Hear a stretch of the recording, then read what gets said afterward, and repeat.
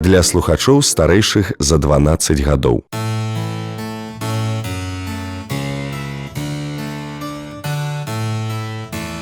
Диалоги про культуру.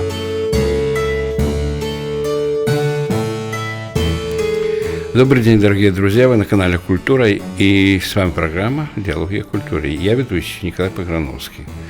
Наш гость в студии сегодня Евгений Алексеевич Колчев. Ну, я так скажу Алексеевич, потом без этого буду, потому что Евгений Колчев, скульптор, художник, фотограф, член Белорусского союза художников. Ну, и я могу даже признаться, что мы даже сокурсники. Мы были с ним одно время, очень давно, там, аж 1974 год. Да, по Страшно подумать. Я помню год нашего знакомства, да. Так вот, Евгений, сегодня у нас будет такой юбилейный эфир 14 числа этого месяца, текущего месяца. Что, уже 13 все-таки? 13, да. Молодец, а я считал, что ты 14. Хорошо, уточняю, 13 августа текущего года тебе будет 60 лет. Юноша, вот я смотрю на тебя, юноша совсем, по сравнению со мной, конечно. Ну, с Губерманом, если сравнить, это вообще пацан, мальчик. Да. Вот. Но к этому мы вернемся потом. Я все-таки хочу так напомнить, что мы в прямом эфире. Веди себя хорошо, пристойно, не говори глупостей, потому что хватит я и говорю много в эфире. Ты сдержанней будешь, чтобы все подумали, что ты приличный человек все-таки. Вот. Итак, Евгений, наш телефон в студии 210 12 48. Я думаю, что те, кто слушает нас, тоже записал уже телефон и позвонит, и задаст тебе отличный вопрос. Я-то знаю, какие вопросы тебе задам. Вот тебе зададут наши постоянные слушатели. Код города Минска 017. Если что, звоните, ждем ваших звонков. Но, как я уже объявил, что это юбилейная программа у нас сегодня, то, Евгений, вопрос банальный уже я не знаю. Банальный, наверное, только, что вода мокрая может звучать. 60 – это много или мало? Честно говоря, я не ощущаю этот возраст, хотя, глядя в зеркало, иногда это понятно. Так ты не смотришь так часто в зеркало. Ну, каждое утро приходится смотреть. Ну я вижу, ты выбритый, да, видно так, чистый, выбритый, да. Да чего ты жаловаться? Я смотрю, вот, мы с тобой по молодости занимались разными спортивными играми. Я борьбой вольной, а ты занимался боксом. Я смотрю, вон мышцы все еще боксерские сохранились. Да нет, дело не в мышцах, просто никогда не хотелось иметь большие мышцы. Дело в том, что мышцы должны быть просто функциональные, а физкультура, она способствует просто сохранять какую-то физическую такую. Ну, в данном случае у тебя отлично, форму. Ты выбрал отличную профессию, в отличие от меня, да? Ну да, надо двигаться. Да. Тебя там постоянно месишь глину, там больше пластилин, там манешь, там все такое, все рубишь дерево какое-то, ну камень ты уже отрубил давно, камень не рубишь, но все-таки это все физическая сила. Вот. Ну вот представьте, был бы ты искусствоведом, вот, и что, хлипкий такой вот был бы, пузатый, вот там, значит, а так ты красавец, атлет, можно сказать. Да, многие даже говорят, что вот молодец, всю жизнь ничего не делает, только глину месяц. Да. Для многих людей это даже не работа. На самом деле, я скажу, ну, можно теперь вспомнить, потому что мой любимец Андрей Михайлович Заспицкий давно ушел из жизни, а я как-то к нему зашел в мастерскую, мы принимали у него одну работу там какую-то, по-моему, портрет Северко, делал сидящего на скамейке, такой есть. Художественный музей купил эту работу. И комиссия показала, что длинноватые ноги у Северко, а он говорит, так у него длинные ноги, не такой же коротконогий, как я. Конечно, у него длинные ноги, ну, может, занадто длинные, ему говорит там члены комиссии. А он говорит, ну, я посмотрю, ладно, я потом посмотрю без вас, может, и сам я чуть исправлю, там все. Ну, и уже все уходят, а он говорит, Николай Михайлович, останьтесь, я хочу с вами, я вам больше доверяю, ну и хорошо. И у Андрея Михайловича там было на что посмотреть, вот. И заодно там я еще критически глянул на его мемориальную доску, посвященную народному художнику Зайцеву, он делал пластилин, она была. И я там успел проехаться по этой его скульптуре, скажем, мемориальной доски. Потом я перешел на там голову, лепил голову поэта Мицкевича Адама. Вот. Очень классный портрет. Это самое лучшее вообще Если в нашем бы- белорусском искусстве. Да. Это Если бы он был в молодые годы слепил памятник Мицкевичу, который стоит на пересечении улиц Романовская Слобода и Немига, это был бы, конечно, памятник совсем другого звучания. Это был бы Но все-таки шедевр возраст, нашей да, скульптуры, да, да. согласен. И ты меня удивил, что вот он слепил эскиз, имея такие пропорции, совершенно отличные от его эскиза с длинными ногами. Как правило, художники изображают себя. То есть мы же себя не слышим, когда Да. разговариваем, и также мы себя Черты не видим это изнутри. автопортреты Да, в все эскизах носят, всегда да. повторяем свои черты совершенно неожиданно. Когда вот смотришь потом на фотографию, то понимаешь, что да. И многие отмечают со стороны, что слепил эскиз, и пропорции очень близки к твоим. А тут Да, вот- но Андрей Михайлович, значит, у нас доверительные отношения были с ним. Во-первых, у нас, так сказать, да я не первый раз у него была в мастерской, не первый раз видел, что он там делает. Вот. Ну и он принял к сведению там мои замечания. Так, а я залез на лесенку, такую стремянку, и говорю, дайте мне кияночку, я чуть-чуть подправлю этого вашего народного художника там, и гвоздь мне дайте. Но это для истории теперь можно рассказывать такие истории. Да, он дал мне кияночку деревянную, я маханул, прибил передний план, потому что вывернутый был, вылазил там. Ну, мемориальная доска, она же должна смотреться нормально. А там было, с одной стороны ничего, а с другой плохо выглядело. Вот он говорит, все, остановись так, все, говорю, дайте мне гвоздь. Зачем?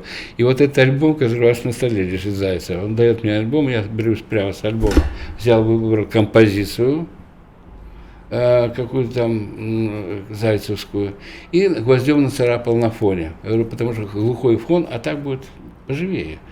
Он сказал, ну, пусть побудет, я подумаю еще с этим, как обойтись, пусть подумает там.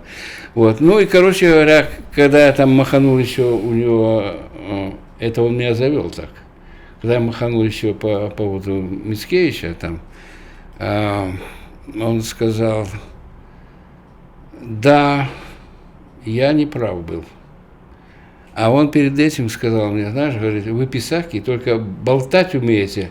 А вот взял бы, что-нибудь полепил. Говорит, откуда у тебя такие навыки? Я говорю, мы целый год лепили, когда учился в художественном училище, на художественно-оформительском отделении, целый год у нас скульптура была, лепка.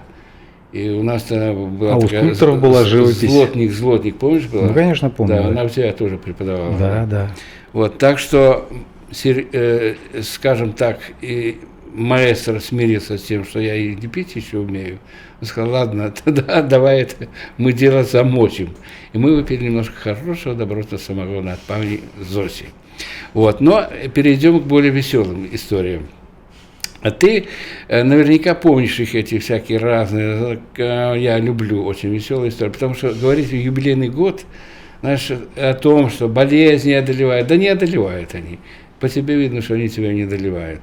Там еще вспомнить какое-нибудь что-нибудь тяжелое, что не надо. Давай о хорошем поговорим.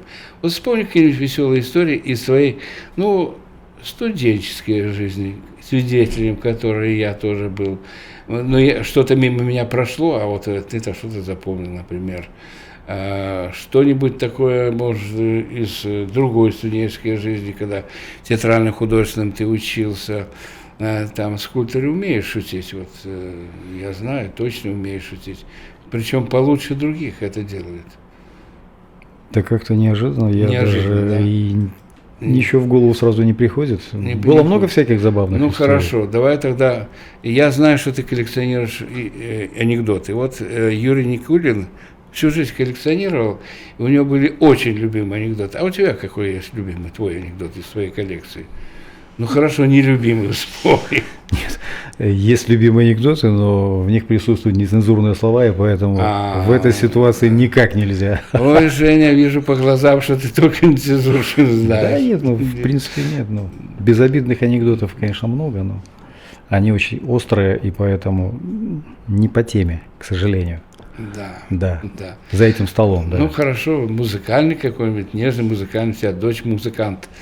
Вот музыкальный анекдот какой-нибудь.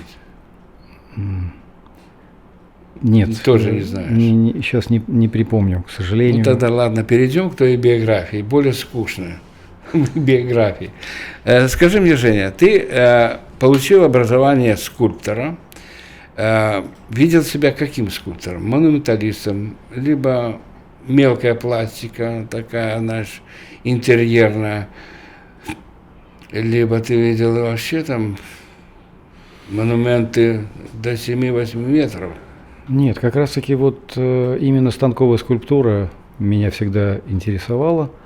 А для того, чтобы быть монументалистом, нужны какие-то очень высокие амбиции, какие-то философские задачи перед собой ставить. У меня было просто желание делать изящные скульптуры на основе созерцания, да, о жизни, жанровые сцены. Это ближе мне по духу. Вот. А монументальная скульптура предполагает немножко другое восприятие жизни, более пафосное. Поэтому, ну, когда случалось мне принимать участие и в качестве исполнителя, и в качестве соавтора. Ну вот давай вспомним, в качестве исполнителя и в качестве соавтора, где ты был? Помнишь, Нет, ну, как любой скульптор, каждый из нас в какое-то время, в какой-то период своей жизни принимал участие в других проектах. Проектах своих это друзей, да, все общеизвестно, знают, да, так, дело да. цеховое. Вот. А в качестве автора, соавтора я вот с витебским скульптором Иваном Казаком мы слепили памятник, посвященный семье, год семьи тогда был, и фигура Александра Невского с сыном на руках и его жена в Витебске. Да, я помню. Там Стоит этот памятник. недалеко от Западной Двины он стоит, Да. В качестве исполнителя по эскизам Ивана Казака я увеличивал его скульптуру, посвященную человеку из Витебска начала 20 века. У него был рост 2,87. С головным убором цилиндр 3,10. Да. Ну вот это как бы профессиональная работа. И задача увеличить, сохранив пропорции, пластику автора. Интересно, так какого размера ты сделал этого богатыря? Вот, если он был почти 3 метра сам ростом? Ну, его реальный размер был 3,10 вместе с цилиндром. Вот такого же размера мы и слепили. 1 к 1? 1 к 1, да. Так все могли подумать, что это был там карлик, а вы его таки вылепили. Нет, это же все отмечено в документах. Нет, так надо было там, наверное, подписать, что это натуральный размер. Ну, это натуральный размер, да, так и получилось. Вот такая задача и ставилась – слепить скульптуру натурального размера, да, которая выглядит как бы увеличенной. У него были неправильные пропорции, несколько длинноватые руки, что может показаться странным или ошибкой скульптора. На самом деле нет. Есть очень много сохраненных фотографий того периода, и мы все это досконально изучили. Были даже Кстати, как его фамилия? размеры. Он даже в цирке где-то в Питере Федор выступал. Махнов, кажется. Махнов, да. Махнов, да. Махнов, да. Он прожил, обычно такого склада люди живут недолго, ну там анатомические особенности не позволяют долго прожить. Вот. Но вот он остался в книге Гиннесса, его показывали в цирках, возили по городам, он участвовал в каких-то спектаклях. Я давно не был в Витебске, а где стоит этот Махнов? Ты знаешь, я не был на открытии, в это время я был в поездке, поэтому не получилось побывать на открытии. Даже не знаю точно, где он стоит. Найду этого Махнова, буду в ближайшее время. Ну, это в качестве исполнителя, повторюсь. Автор Иван Казак. То есть, как бы нужно объяснять периодически, потому что люди забывают или не знают, что у скульпторов есть авторские работы, которые они сами придумали, разработали, увеличили, установили. А есть соавторство. Допустим, совместно ведется работа от начала до конца. А есть просто исполнительская, профессиональная лепка, которую тебе доверяют, допустим. Из модели увеличить надо. Да, увеличение пластика. Да. Хорошо. Евгений, ты автор нескольких мемориальных досок. Вот я знаю, одна на улице Володарского, по-моему. Да, она посвящена народному артисту Пинчуку. Это руководитель, дирижер военного оркестра. Я, честно говоря, не считал за всю свою творческую жизнь, сколько я сделал досок, как бы не было такой задачи. Довольно много, и не только в Минске, и в Жодино, и в других городах. Ну, честно, не вспомню сейчас количество, но вспомню наиболее такие интересные для себя и в процессе работы, и по стилистике, то есть то, что отмечают и люди, которые смотрят на эти доски. Вот доска, которая посвящена Пинчуку на улице Володарского, и последняя доска – это Борису Аракчееву, художнику. Да. Она в центре города недалеко, то есть около гостиницы где Европа, да. Да, где его мастерская Бывший была. ресторан «Потсдам», я все никак не Потсдам. могу. Ну, в дни нашей юности там «Заря» была, Потсдам потом стал. Ну, я запомнил его, потому что там я отмечал свою свадьбу. Поэтому Вот для так. меня этот ресторан «Потсдам» останется на всю жизнь. Хорошо, Потсдам, да, хорошо. Ну, наши-то современники его называли по-другому, Потдам. Ну, да. Да, хорошо. Хорошее название, кстати, было. Сейчас это граница, кажется, или я не Да, знаю. да.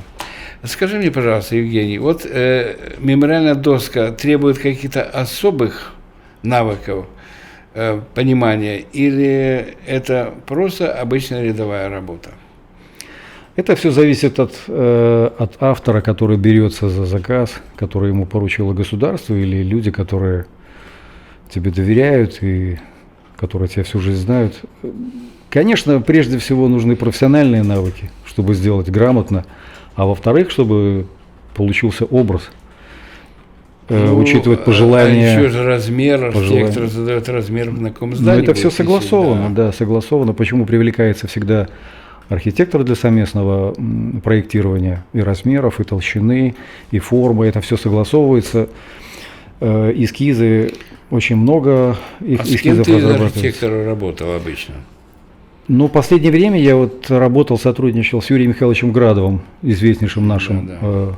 архитектором, лауреатом премии Ленинского комсомола или Ленинской премии. Ленинская Да, премия, за Хатынь. за Хатынь, да. Вместе с Он Лениным. человек очень живой, несмотря на свои уже годы, да, он очень 80 живой, лет, да.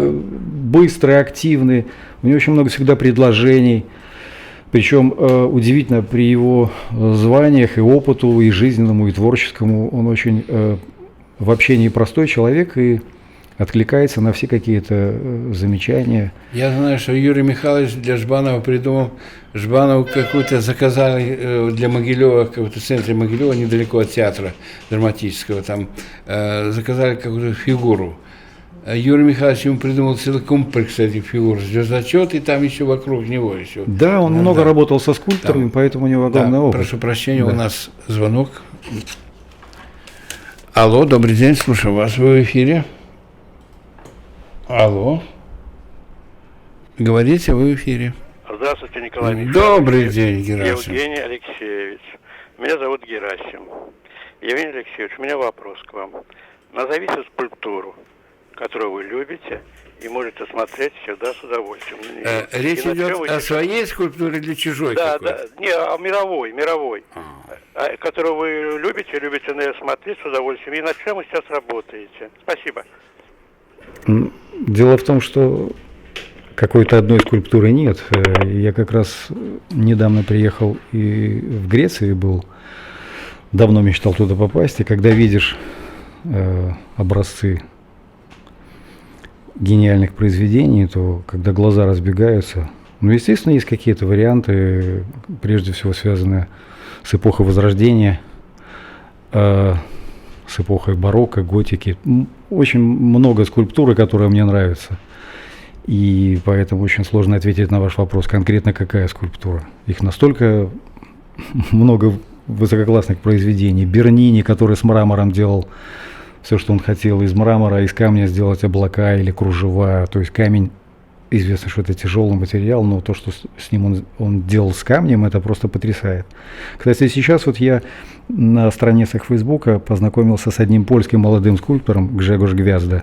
Я думал, что уже так не лепят, как Роден, да, сейчас немножко другой стиль. Ну, не сейчас, он давно уже, сейчас много разных стилей, интересных, красивых, разнообразных. Но вот, и казалось бы, что реализм уже задыхается и не выдерживает никакой конкуренции. Нет, он вот лепит, для меня было удивительным, да. Вот такая пластика, которая вызывает просто восторг. Образование он получал, наверное, в Варшавской АСП, Академия штук памятных, но уровень его мастерства меня удивил. Вот, пожалуй, из современных скульпторов один из них. Много разных стилей мне нравится, но вот он как бы в последнее время мне очень часто попадается на страницах. Ну, я подписан на него, наблюдаю за его творчеством. Мне он очень нравится. Спасибо. Очень хороший вопрос был, Герасим, спасибо. Ну, а мы перейдем к нашим более близким, там, Греции, античность мы оставим пока в покое, хотя я понимаю, что многие наши коллеги, твои коллеги, интересовались и античностью, и возрождением, и можно назвать ряд фамилий, которые именно там с Браровым хорошо работали, например, Ботвиненок, к сожалению, ушедший уже давно. Но мы говорим сейчас о другом. Сколько времени надо, чтобы осознать себя в достаточной степени профессионалом?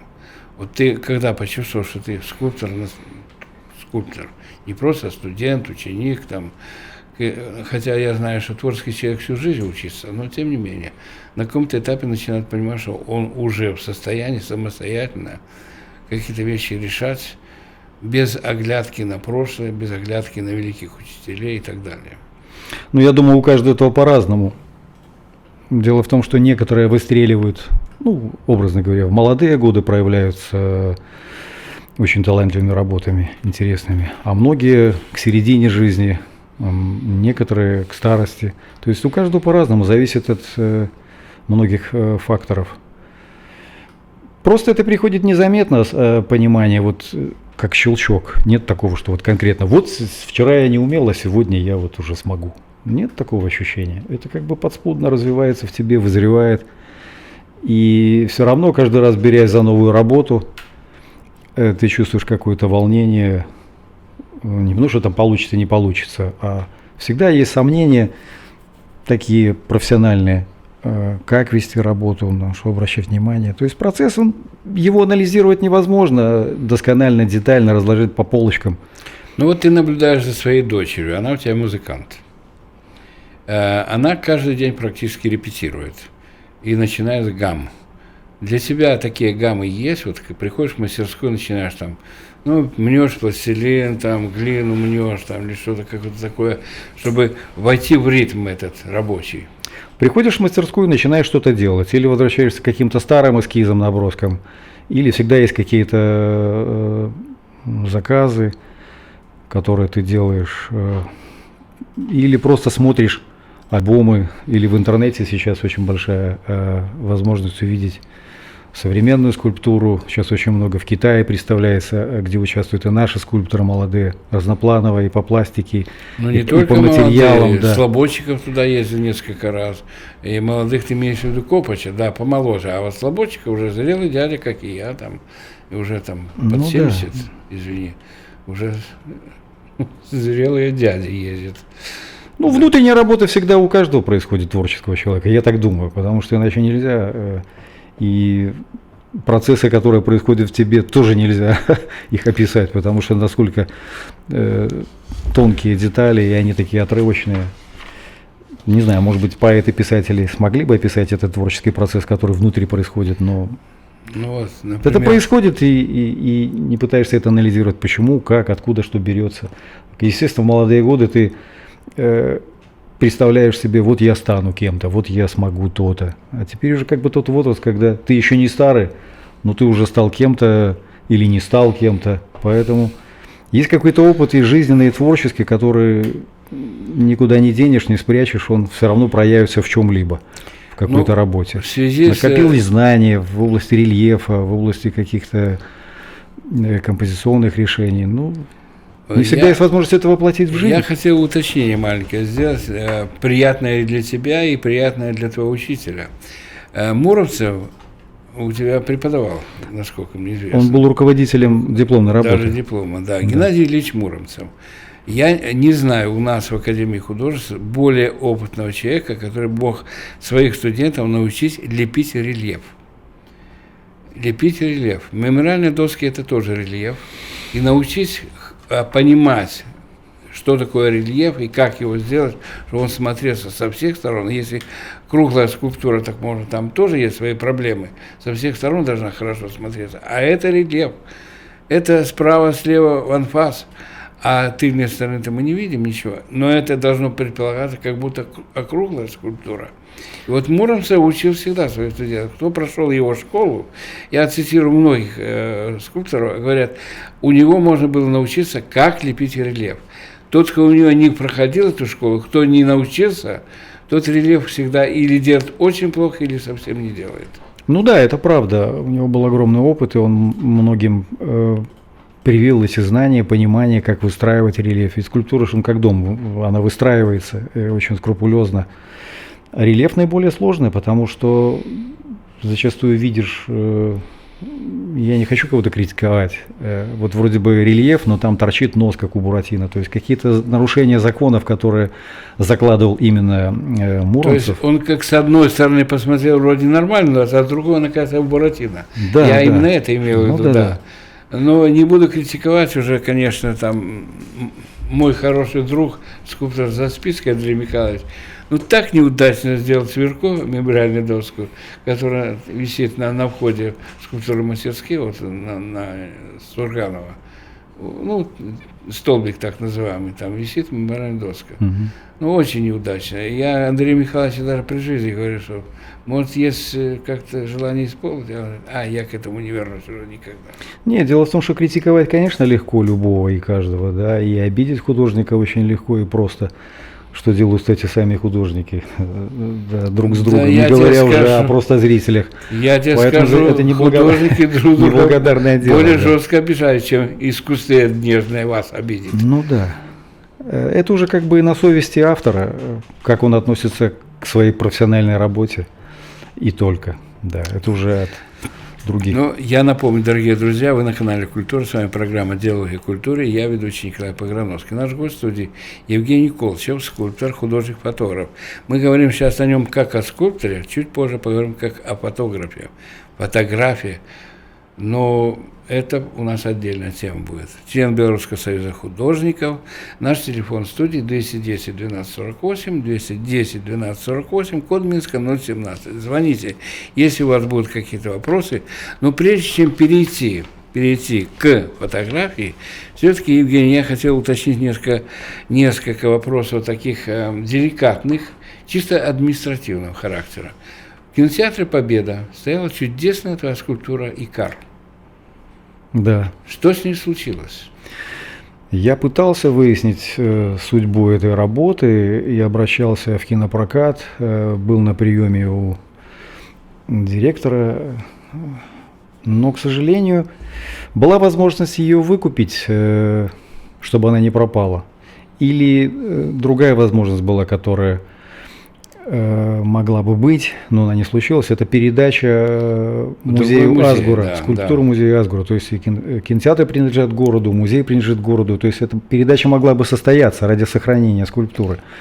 Но, к сожалению, это переговоры зашли в один тупик. бюджетный карман, грубо говоря. Да, Легко да, да. можно было это сделать чисто бухгалтерски. Можно было бы легко сделать, но, к сожалению, это не произошло. Потом директор сменился.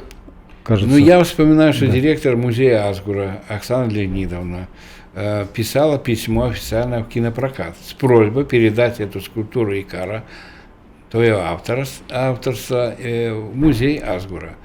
Это не произошло. Они написали обтекаемый характер такое письмо, что, дескать, после ремонта, реконструкции, там, тра-та-та-та, мы собираемся вернуть ее на место.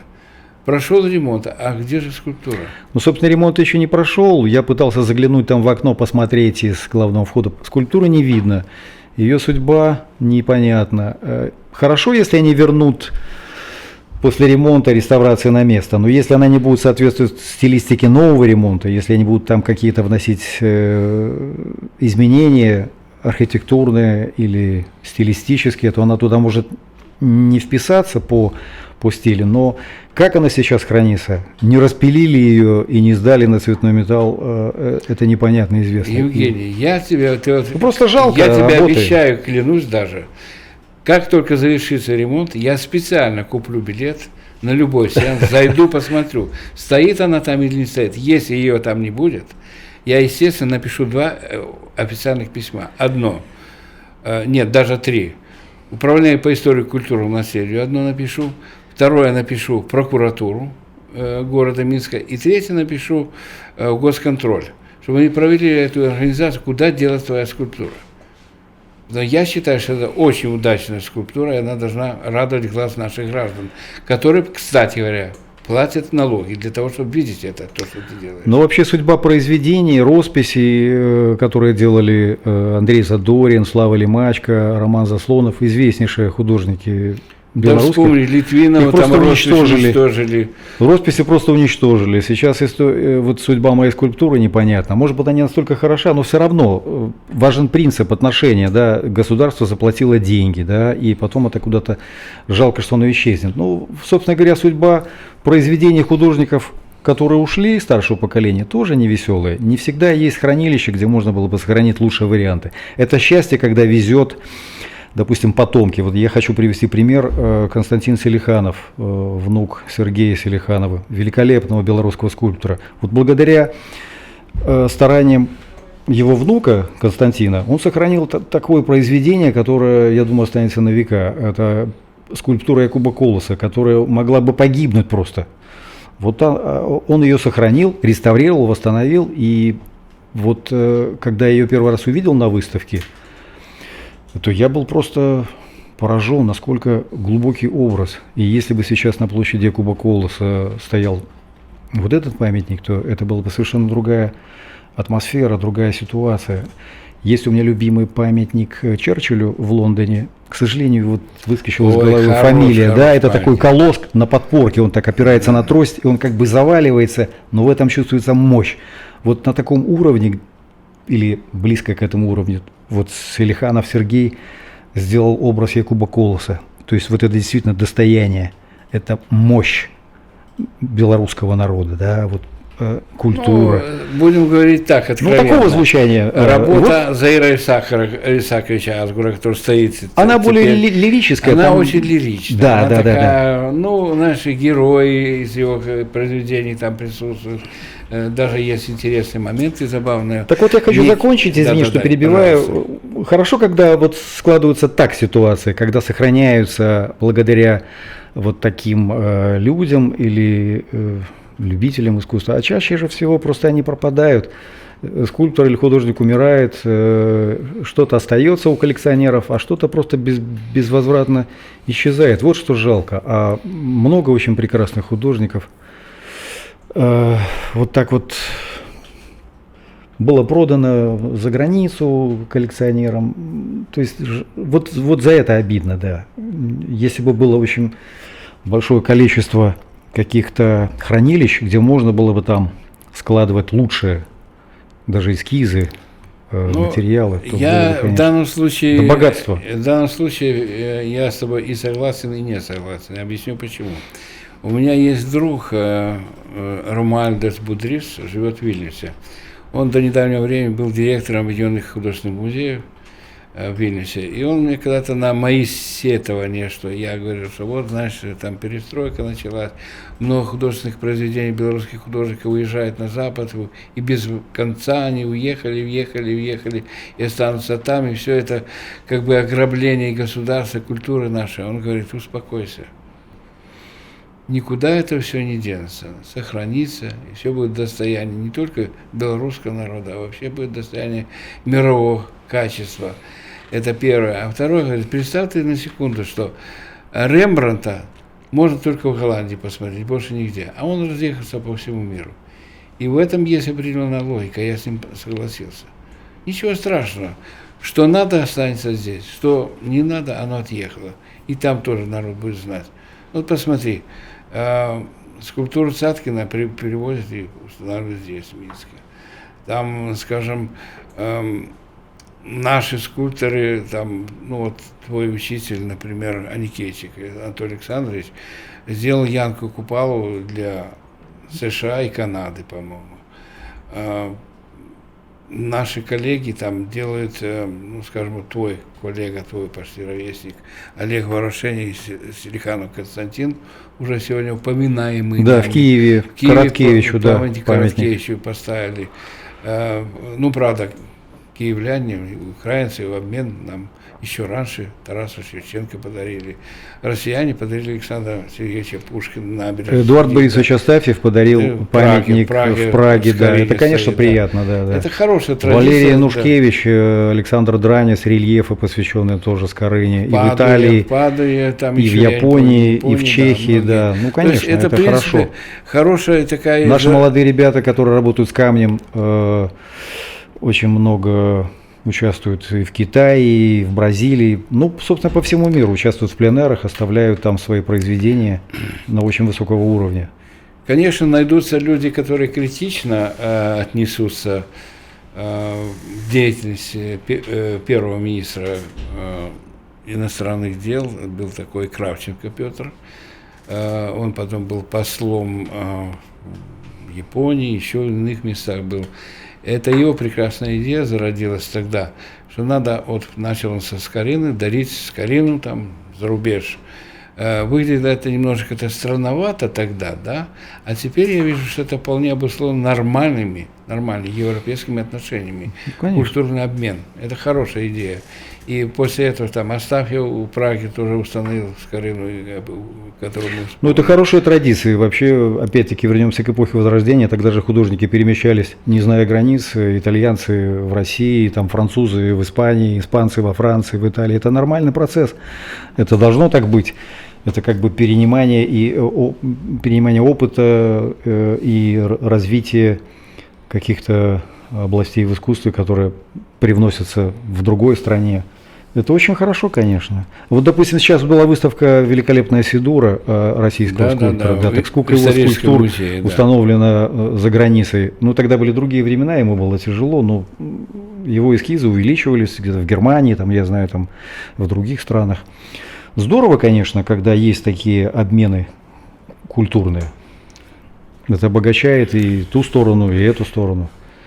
Давай поговорим с тобой, Евгений, знаешь о чем? Вот моя фотография, я тебе заявил там в начале нашей программы, что ты еще художник-фотограф. Я просто припоминаю, что где там последние лет 15, наверное, я бываю на разных выставках и просто культурных событиях там и так далее, вижу тебя с фотокамерой. Ты с ней не расстаешься, все время ты фотографируешь. Культурное событие. У тебя набралось столько уже объема культурных событий, что ты, наверное, сам уже не знаешь, сколько этого всего. Ну да, Ну, ты, правда, время от времени там устраиваешь выставки портретов известных людей или, может, малоизвестных. Я помню, там в Национальной библиотеке была такая одна выставка, там еще ряд выставок было. А скажи, у тебя это страсть изучать лица, страсть изучать современников, или просто зафиксировать, может, для будущей своей работы подсказка, там, чей-то портрет может лепить? Нет? Ну, да, у каждого человека есть двигатель, да, интерес. Если ему это интересно, он этим занимается, то есть как бы подстегивает. Для чего это нужно, я не анализировал. Мне просто действительно это интересно, прежде всего для себя, тех людей, которых я знаю всю жизнь, или даже людей, которых я не знаю, но мне они чем-то понравились в данный момент. Почему я люблю фотографировать не в студии, а издалека, чтобы сохранить наибольшую естественность. Да. Ну, почему нравятся всем дети? Да, они гармоничны, обаятельный, естественный, а человек, на которого ты направил камеру, да, объектив, естественно, вот как сейчас я перед микрофоном, какое-то волнение присутствует, скованность, да, телеобъектив позволяет, что я и люблю делать, снимать человека в его естественном расположении духа, настроения, состояния, он тебя не видит, но это же иногда меня, вот папарацци вышел на охоту. Дело в том, что многие не понимают, что папарацци ставили перед собой другие задачи. У папарацци задача снять так, чтобы человека опорочить, выставить его в каком-то гнусном свете. У меня же совсем, я по-другому смотрю на лица, да, с точки зрения, прежде всего, как художник или человек, получивший художественное образование, скажем так. Я смотрю на творческих людей, как на портреты своих коллег, которых я наблюдаю в течение всей своей жизни. Мне это интересно. Может быть, есть какие-то попадания, более глубокие портреты, которые может быть, пригодятся потом для истории Союза художников или для вообще истории белорусской культуры. Ну, я бы хотел сказать, что если бы, когда появился бы у нас такой музей фотографий, это самое место для твоих снимков там в этом музее фотографий. Ну, это было бы, конечно, история, хорошо для это истории, да, не для личность. меня там лично, да, потому что я вообще, честно говоря, против художник-фотограф. Либо ты художник, либо ты фотограф. То есть, как бы, все-таки есть разделение. Фотограф – это немножко другое. Я Масса градаций. Ну, вот, например, ты не понимаешь студийную съемку. Я да? пытаюсь находить какой-то сплав, то есть фотографию переводить немножко на другой уровень, ближе к графике, скажем так. И я же не меняю фон, я его просто моделирую и привношу какие-то просто стилистические изменения, не нарушая структуры самой фотографии, вот этого персонажа, да.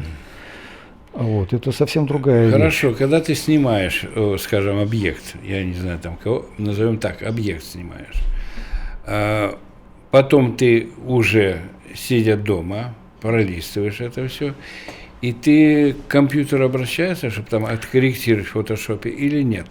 Конечно же, компьютер – это один из инструментов. Было бы смешно в 21 веке исключать из творчество компьютер. Это один из инструментов, как кисть. Я резец, всегда там, банально шучу одинаково всегда. Если бы Леонардо да Винчи имел возможность компьютером пользоваться, он бы его использовал. Я думаю, в своей да, работе. непременно, конечно. Это очень богатые возможности открываются перед фотографом, перед живописцем, перед графиком. И это нормально использовать компьютер. Здесь нет ничего зазорного или какого-то постыдного. Причем многие же не знают, что когда человек фотографирует, то это только часть процесса, как и скульптура. Да? Вот слепить, придумать, слепить – это еще даже не 50% успеха. Потом начинается техническая часть – формовка, отливка, тонировка, обработка, установка. Это все как бы подразумевается. Люди, которые с этим не сталкиваются, они вообще этого не знают. Почему скульптура всегда была дорогой, будет и останется? Потому что там очень много процессов, задействовано очень много людей. Есть, конечно, скульпторы, которые все процессы проходят сами, но я думаю, что есть много людей, которые позволяют, допустим, техническую часть доверять людям, которые, допустим, литейщики, да, это делают быстрее и профессиональнее, потому что они делают это каждый день. Так вот, фотограф, сняв материал, кажется, он нажал на кнопочку и все. Ну, что там стоит, что там ерунда какая-то, да. Так вот, потом еще происходит процесс очень долгий и зачастую болезненное осмысление, отбор лучшего материала, потом его обработка. Там тоже много всяких нюансов. Кто-то допускает кадрирование, да, кто-то вообще противник жесткий. Вот как снял, так и должно оставаться. То есть очень много всяких нюансов, как и в живописи, стиле. Ну а ты, у тебя есть и то, и другое, или что-то одно? Вот как снял, так и осталось. Как либо, когда? Как либо ты смотришь и думаешь, вот сейчас хорошо композиционно выстраивается, вот так я сейчас сделаю. Но когда приходишь домой, садишься в компьютер и понимаешь, что можно кое-что изменить в лучшую сторону. Ну, конечно. Тогда ты делаешь это. Ну, конечно. Так Тут это... как бы нет рецептов ни у кого, я думаю. Есть же и много разных направлений фотографии, стрит-фотография, и очень много классных фотографов у нас есть, и каждый находит свою или пытается найти свою стилистику. Да. У нас очень много классных фотографов. Допустим, мне очень нравится портретист Велидимович, такая фамилия. Великолепные портреты. Я всегда удивлялся, как он мог расположить к себе людей, чтобы, снимая с близкого расстояния, было такое естественное выражение глубокое лица. Потом стрит-фотограф, вот Надежда Дегтярева, Иван Уральский. Просто чудесные фотографии. А вот есть еще фотограф, тоже он модифицирует, моделирует свои фотографии, Ведренко Валерий. Да. Есть Виталий Ракович, он столько снял о Белоруссии памятников архитектуры, сохранившихся. Ну, просто великолепная работа. Да, можно много называть. Сутягин, и художников, Сутягин, и фотографов. Сутягин, да. Прекрасно. И у каждого свой подход, каждый ищет свою дорожку, потому что же такое многообразие.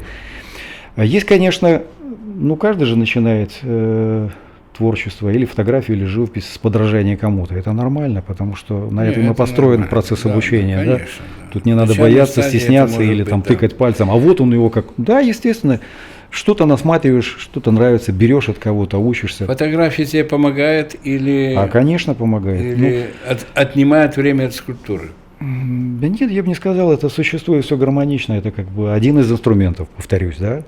То есть, либо ты делаешь эскиз в карандаше или там в пластилине, либо ты снимаешь рабочий материал, который потом используешь для скульптуры в том числе, да. То есть это все гармонично. Многие просто удивляются, как скульптор вдруг фотографии.